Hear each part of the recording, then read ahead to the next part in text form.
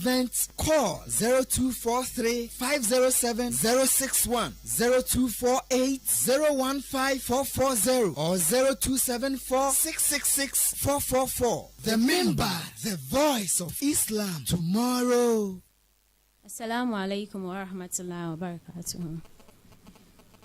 It's Mamphec, and today we have a nice topic to discuss.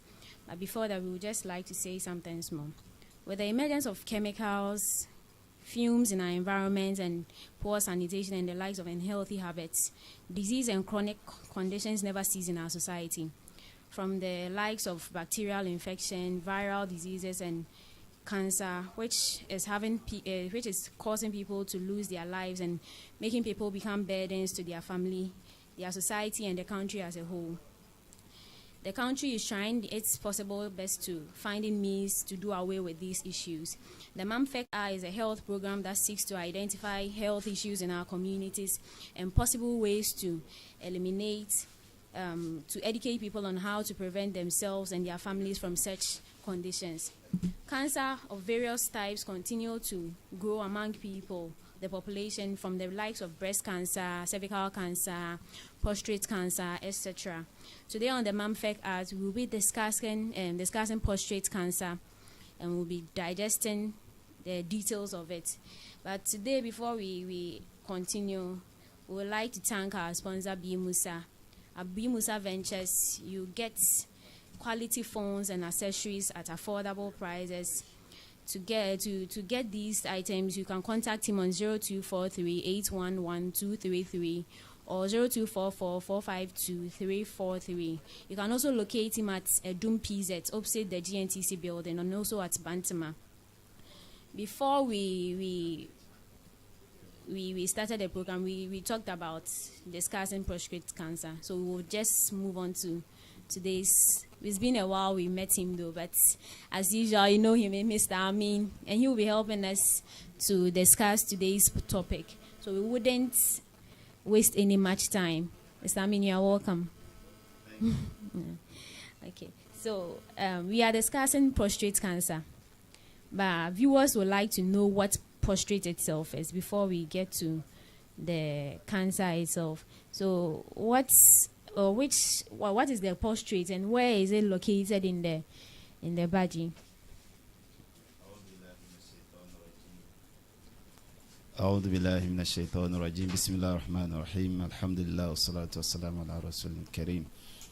Well, the prostate is one of the organs of the male reproductive system, and it is located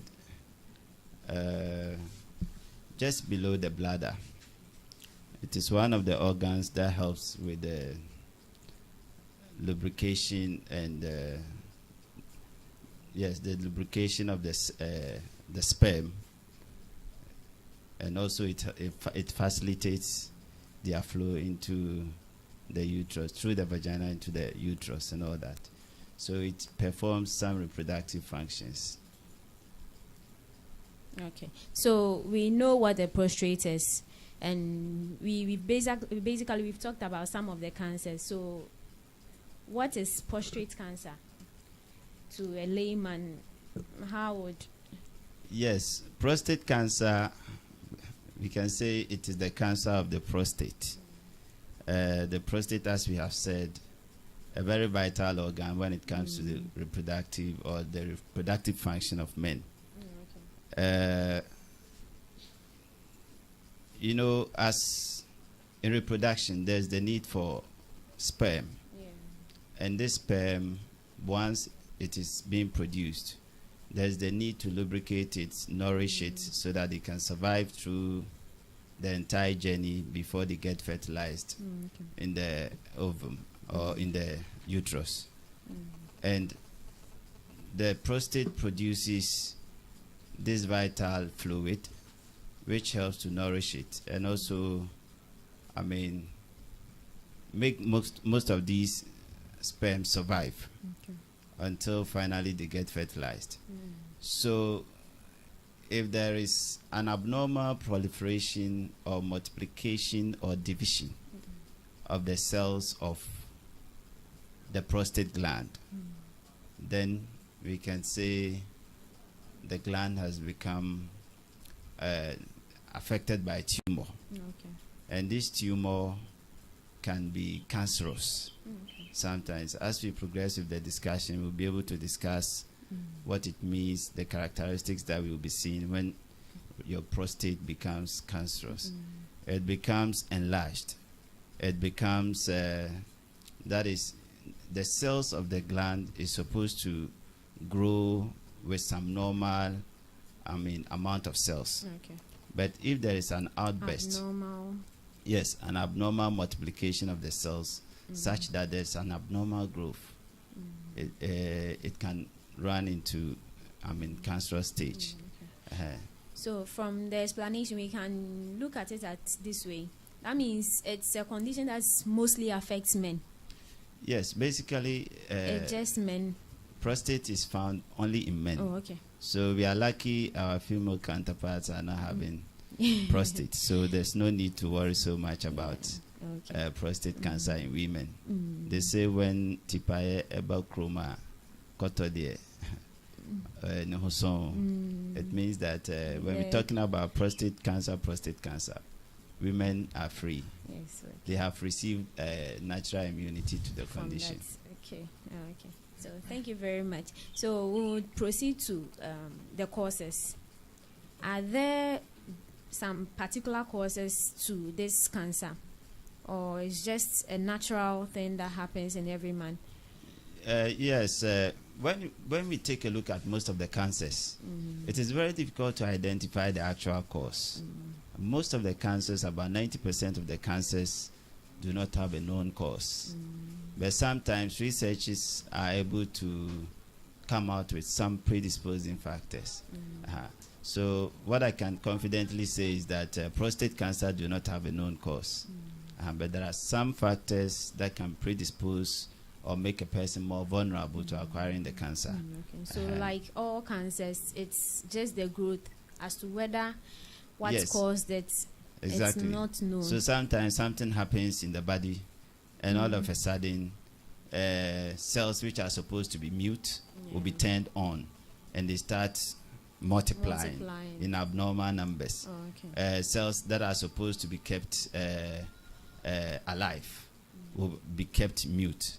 So you see that system will be disrupted by the time you realize there's abnormal outgrowth of the organ.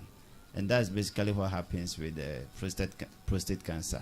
So researchers have not been able to prove the direct cause of prostate cancer as we're speaking now. And so basically we've ruled out the women. Women do not have prostate.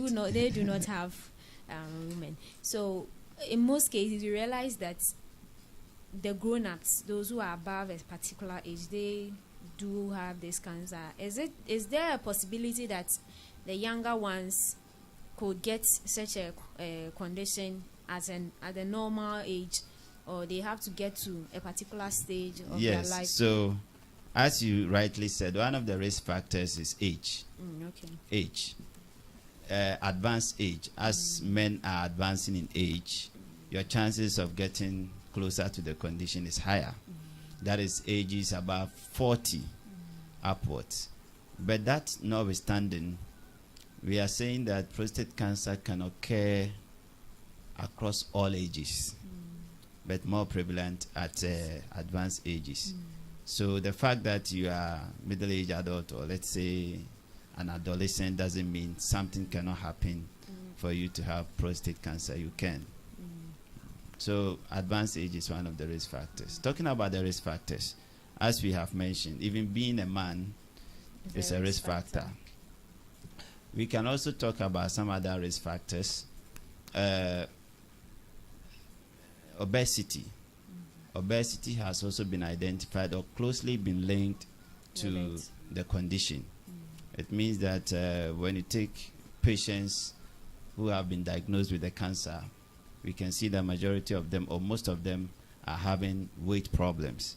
So researchers is trying to establish the link between that, but it has been identified as a risk factor. Okay, and obesity is also linked with maybe their diets Yes, you know. obesity is closely linked to people's choice of, food and their physical activity level. If you are so inactive or you live a sedentary life, you are found of sitting for a long time. I mean, you don't spend much time being physically active. And people whose diet perhaps full of foods that are of so much sugar, so much fat, and all that, they can accumulate a lot of fat in their body. So obesity basically is having so much fat accumulation in the body. And anything that helps in doing that is a risk factor. Some other risk factors for prostate cancer, we can also talk about, we've talked about advanced age. Yes, we've talked about diet. We've talked about obesity. And we've talked about being a man. Being a man. Yes. Yes. Some other risk factors could also be the use of certain drugs. Yes.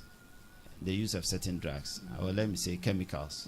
You see, some people are found with the use of unprescribed, unprescribed drugs. Sometimes prolonged use of some antibiotics and all that. They are unprescribed. People get sick, they go to the over-the-counter drugs shops and they purchase. Sometimes these shops are even selling antibiotics and some other drugs that are not supposed to be sold there. Ideally, some of these drugs are supposed to be sold to customers or patients who have gotten a prescription. So misuse of some of these drugs can, initiate the cancer formation. We can also talk about people who work in some industries that deals with chemicals. So inhalation of some of these chemicals can affect the prostate glands and initiate the cancer process. So there could be some other factors that are closely related to. So could it be that these aphrodisiacs and all those things have a direct link to this prostate cancer? The use of aphrodisiacs, well, for now I cannot confidently say yes, but I'm trying to figure out how it will be able to initiate the cancer process. For now, I'm not too sure about that. But I know some other drugs can initiate it, especially drugs that are not prescribed. Thank you very much. So we're moving on from the risk. Are there particular signs and symptoms you see in a person who is about to get or has already gotten the cancer, the prostate cancer? At this stage, in the early stages, it is very difficult because like most of the cancers, you will never see any symptoms. Like most of the cancers, you will never see any symptoms. But as the disease progresses, the person starts to show some symptoms. And like we are saying, as it progresses, the person may be able to show some symptoms, urinary symptoms. That is, if you look at the position of the prostate, it is closely linked, or it has some urinary function. When I say urinary function, what it means is that it helps in urination. Yes, one of the functions helps in one way or the other in urination. When you take the two kidneys, when there is production of urine from the kidneys, they drain through some tubes which are connected to the kidneys that we call the ureters. Then they drain into the bladder. The bladder is the dilatable organ which temporarily stores urine before they come out of the body. Now, when you take the bladder, there is also a tube, or what I call a canal, which drains the urine out of the body. And the prostate is surrounding this tube, and it is closely linked or just below the bladder, as we are saying. So what happens is that if you have your prostate enlarged, what happens is that it can affect your urine flow. Number one, the person will have a low urinary stream. That is the force or the pressure under which your urine is supposed to come out of the body. That pressure reduces. That pressure reduces. And sometimes too, the person may experience what we call urine dribbling. That is, sometimes you see the urine coming out but getting divided. Getting divided. Sometimes too, these patients may experience painful urination. Just like gonorrhea. Yes. Okay. Because once the bladder, the prostate enlarges, it presses on the canal. So it means that the passageway has been blocked, partially blocked. So as you try to strain to bring the urine out, the person will be experiencing that pain. Closely linked to this symptom is blood, sometimes in urine. So because of the straining, the person may also find some blood in the urine. So these are some of the urinary symptoms. Again, with the prostate cancer, as it progresses, they can affect the pelvic bone, that's the bones below, our waist, and sometimes the femur bone, sometimes the spine. Yes. So as the disease progresses, you see that the person will be experiencing, sometimes they will tell you, my thigh bone, I feel some serious pain over there, my backbone, my waist, and all that. These are some of the symptoms of. But more significantly is a person experiencing frequent urination. The person urinates, especially at night. In the night, the person will wake up about 10 times in the night to urinate. All these things cause for concern, and usually we need to report promptly to our doctors or to the hospital so that we'll be able to rule out this prostate cancer. So for those who get these STIs, is there a possibility that like the likes of gonorrhea and is there a possibility for that person to get yes, persistent infection of the pelvis or any structure of the pelvis, if it is persistent or recurrent. Yes, once the prostate is also found within that area, it is likely that the persistent infection will initiate some inflammatory process, and in the course initiate the cancer process or abnormal proliferation of the cells. So it is likely, not just STIs, but sometimes any urinary tract infection, we call it UTI. Urinary tract infections, can also initiate, such growth. So they are all possible risk factors. So with the stages, is there a particular stage at which the cancer cells can be stopped? Or like every normal cancer within a person, are there stages at which it could be stopped from progressing? Yes. Sometimes when an organ becomes cancerous, the stages of cancer is quite, turbulent, or I can say they are very pervasive. They try to travel to almost every part, invade surrounding structures, and sometimes they even do what we call metastasize. They even travel to other parts or other organs in the body. So it is difficult to stop cancer cells unless you intervene with what? Maybe treatment. Yes. So that is why it is very important that even before diagnosis, we should do periodic screening. So once it has been screened and you have been diagnosed, the most important thing is that we seek early treatment. Early treatment is going to inhibit the growth of the cancer.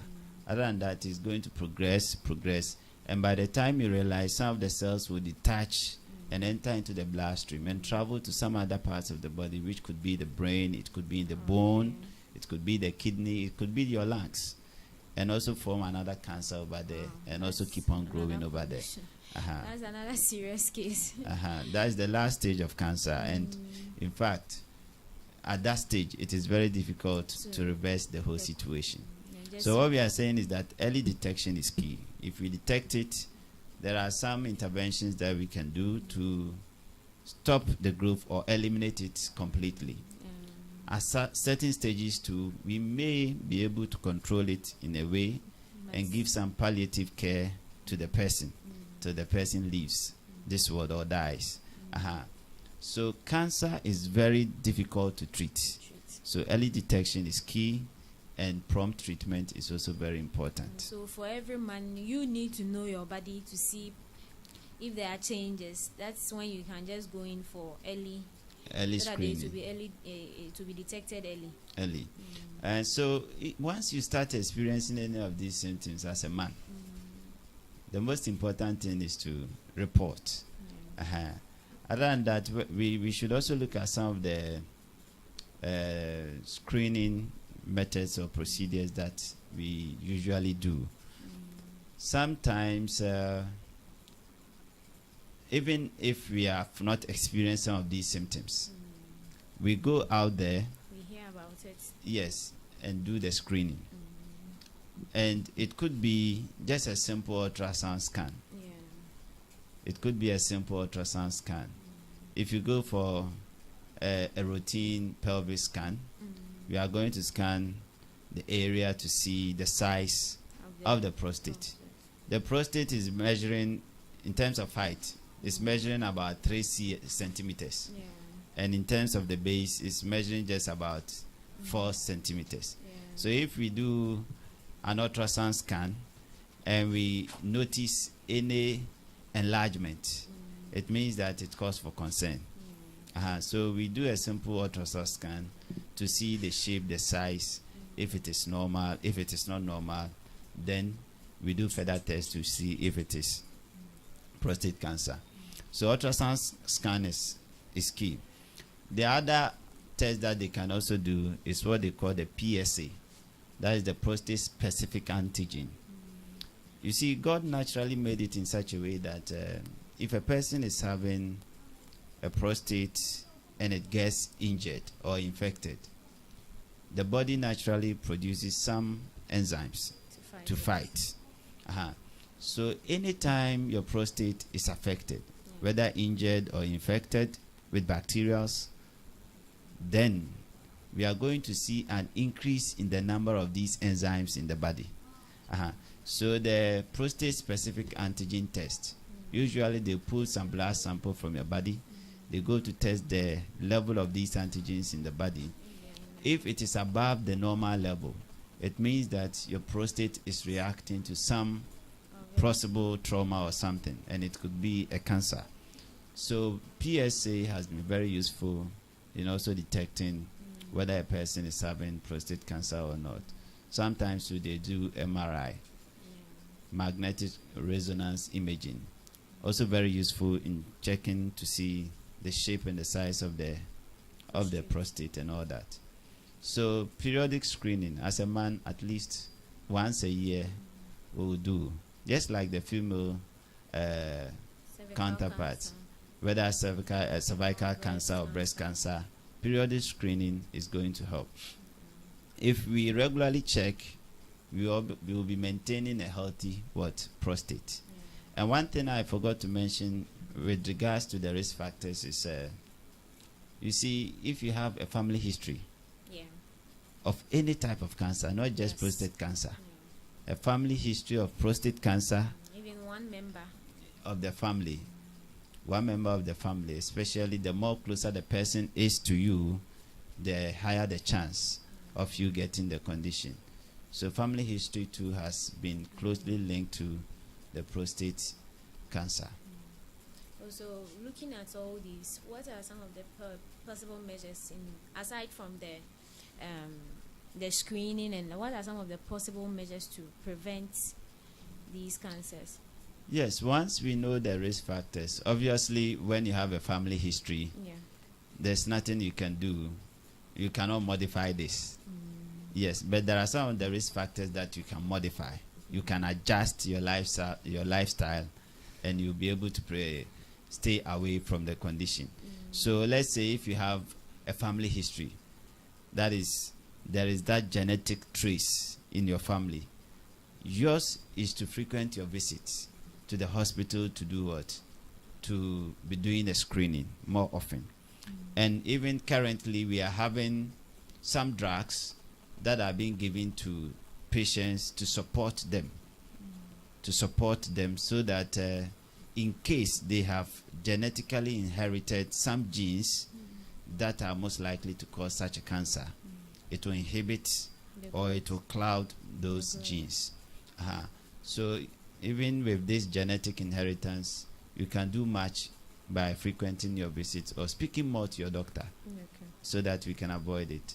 And some others are more, we can adjust our lifestyle modification. We have talked about obesity. The most important thing is that you eat healthy diets, you exercise more, stay more active, you exercise more. You increase your intake in fruits and vegetables. You reduce the amount of sugary foods, the amount of fatty diets, and all that. You see, the body is such that fat storage, there could be several ways by which the body can store fat. Number one, not just eating fatty diets. It could be carbohydrates. You know, most of our foods are basically carbohydrates. When you take banku, fufu, yam, TZ, I mean, most of our foods, about 90% of Ghanaian foods are basically carbohydrates. And you see, one thing is that with these carbohydrates, once you take them in excess, let's say you took 4 big balls of banku or mutu, with this one, when you eat, the body is going to take or utilize what it needs. Yeah, but if it's in excess, the rest is going to be stored in the form of fat. Even though it is carbohydrate, the body is going to change its form and store it in the form of glycogen, what we call glycogen. Glycogen will later, in times of need, that is in times of hunger or starvation, the body is going to turn this thing back into, glucose for utilization. So the body has a nice way of storing it in the form of fat. Protein and all that can also be stored in that form. So not just taking fatty diets, excessive intake of what? Any other food can lead to fat accumulation. And sometimes binge eating is the key. You see some people sit down, afternoon meal, they eat plenty, evening meal, plenty food. Anytime they see food, the excess is going to be stored in the form of fat. So sugary food, foods that are also containing high amounts of sugar is also going to be stored that same way. So we should avoid those foods. No, eat healthy diets. Adapt healthy eating behavior or habits, and also try and be more active. And exercise more. And for those who are exposed to chemicals. Yes, those of us who are also exposed to chemicals, ideally with such companies, they are supposed to have an instrument or a gadget that is supposed to measure their level of exposure. The big companies are having it. They have a gadget that is going to check their level of exposure to some of these chemicals, be it mining company, blah blah, where they use these chemicals. So you'll be able to know, and at the end of the month or periodically, you are supposed to visit your doctor to see that my level of exposure, is it going to call for concern or something? We are supposed to be doing that. So the health and safety practices too that are supposed to be adapted at the workplace is also very important. If your work involves chemicals, you are supposed to wear the safety items. I remember some time ago a gentleman who is a hawker. He's dealing in these chemicals. According to him, it is used to, it is used in cleaning toilets and all that. this is a serious chemical. When he opens it, even the sense that comes out is so serious. And this man pours the chemicals using his bare hands. And when he pours it to that kind of vapor that comes out of the chemical, he inhales it confidently, comfortably, without any worries. And possibly right after he gets to any place of eating. Exactly. So you could see that in a day, if he serves about 10 customers, you could see the amount of chemicals this person has inhaled into the body. Even taken into the body. Into the body. And he will tell you that this chemical, no other person can help you to use it to clean your toilet unless he uses it for you. For you. He does it himself. He does it himself. Because it is too powerful. You cannot stand the smell out of that chemical. So individuals should try as much as possible where we are dealing with certain substances that are hazardous. We should try as much as possible and use the safety equipment to protect ourselves. Because once we inhale some of these things, it's likely we can, infect some vital organs like the prostate. Okay. So thank you very much. It's been Mamphec and we're discussing prostate cancer. But before we close, we'd like to thank B. Musa. B. Musa Ventures does not only deal in phones, and for now he has started his sanitation work by. Wow. Now, if you want to empty your septic tanks, if you want to get toiletries and all the likes for your mobile tanks for any program, you can just contact the same numbers so that he will get it to you. Before we get to close, we'd like to thank our viewers and our listeners for having time for today's program. I'd also like to remind our members and viewers that inshallah next week Friday we'll be having our blood donation exercise at the Kwadaso Masjid opposite the market. So for any sponsors or any idea on it, you can contact 0544-657-810 for more details. Assalamu alaikum wa rahmatullahi wa barakatuh. Mamphec. The rundown to the grand finale of the is here. Online Media Network, your house of Islamic content, presents the member. 75 Islamic kits selected, competing to make it to the last 15 of the member 2018. This is the member. Eviction of the member starts from 6th, 13th, and 20th of May 2018. The member. 15 contestants vying for the first spot of Quran reciting, Hadith drama, and Dawah comes off on the 9th of June 2018 at a forecourt of Islamic Senior High School Mosque. Inshallah. The member. Talent, faith, and leadership. To sponsor this event, call 0243-507-061, 0248-015-440, or 0274-666-444. The member, the voice of Islam tomorrow.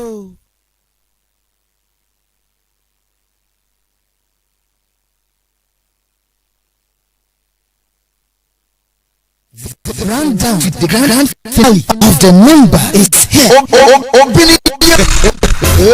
Online Media Network, your house of Islamic content.